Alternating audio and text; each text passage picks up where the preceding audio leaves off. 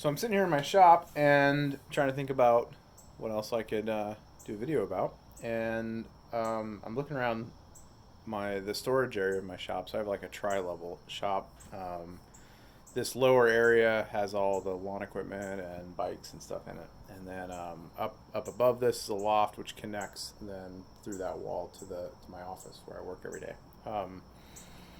Never intended it to be an office, but when COVID hit, became my office, and now that's all air conditioned and comfortable in there. But I've still got a storage area out here, and I kind of wanted to give a little tour around it. I've done some things that I don't really think any of these tips I've picked up anywhere, but they seem to work, and I've got some nice little storage hacks that help. When I first built this, the first wall I worked on was all this stuff, and I just a lot of people get like storage systems for their shovels and stuff, and I don't really mess with that. I put everything in a specific spot. So like, there's my landscape spade, like the really heavy duty metal landscape spade, and it just always goes right there. I'm always grabbing that thing, so it's right inside the door.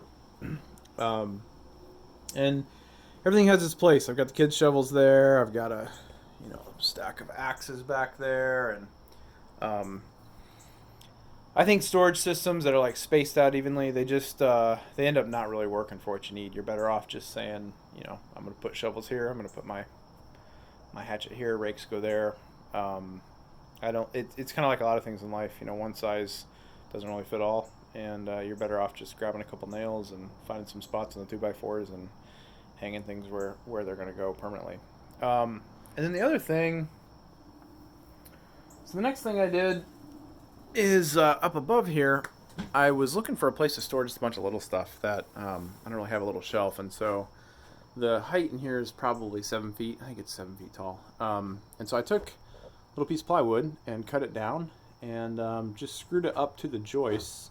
There was already a little pocket up here, of course, where the header or where the top cap hits, up against the end cap there. And so I thought I was already putting some stuff up there, and I thought, well, what if I just extended that a little bit? And sure enough, so I just grabbed some plywood, cut it down. I have a little shorter one here and then a little wider one over here.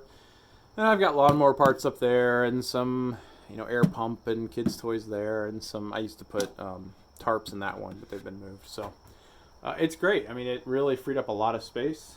And it kind of, as I was doing it, led to some other creative ideas. So like right here, I put a fishing pole.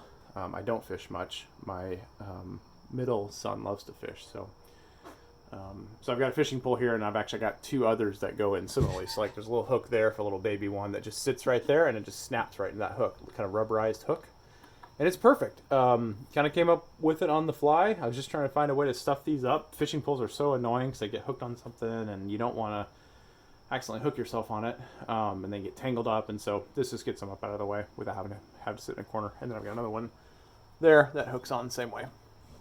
And then we've got a little hook here. So this big long piece of wood, I'll bring it down. This is what we use to get bird feeders down. We've got bird feeders that are up really high on a ledge on our second story.